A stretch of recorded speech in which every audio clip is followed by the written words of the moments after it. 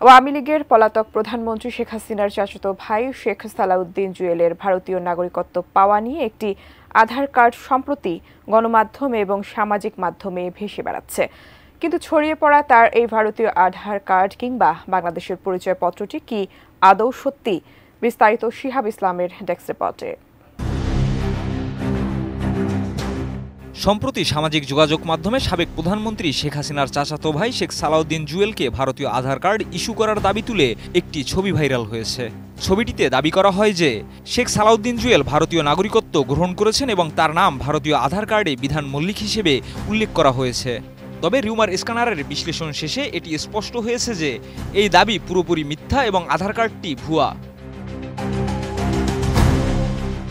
Rumour scanner টিমের অনুসন্ধানে জানা গেছে, কথিত আধার কার্ডটি বিশেষভাবে বিশ্লেষণ করা হয়েছে। এই কার্ডে যে নাম এবং তথ্য দেখানো হয়েছে তা সন্দেহজনক। আধার কার্ডের নাম্বার যাচাই করা হলে ভারতের সরকারি ডাটাবেজে কোনো প্রমাণ মেলেনি। ভারতের ফ্যাক্ট চেকাররা জানান, আধার কার্ডের মূল ফরম্যাটে বাবার নাম কখনো সামনের অংশে লেখা থাকে না, বরং পেছনের অংশে থাকে। এছাড়া আধার কার্ডের ডিজাইন রাজ্যভেদে ভিন্ন হতে পারে, তবে কখনোই বাবার নাম সামনের অংশে উল্লেখ করা হয় না, যা এই ভুয়া কার্ডে দেখা গেছে।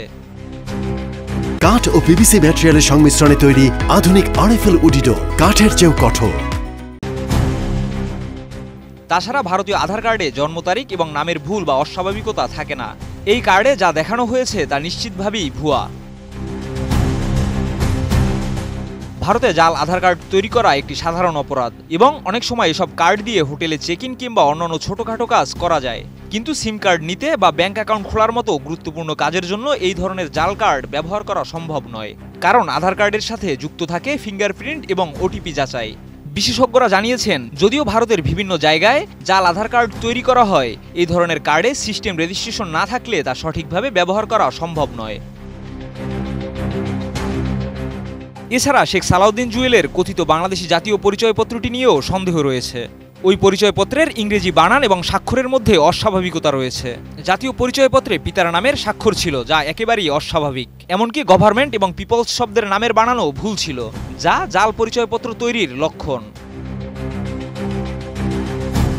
তবে রিউমার স্ক্যানারের বিশ্লেষণে নিশ্চিত হয়েছে যে শেখ সালাউদ্দিন জুয়েলের ভারতীয় আধার কার্ড এবং বাংলাদেশি জাতীয় পরিচয়পত্র দুটোই ভুয়া।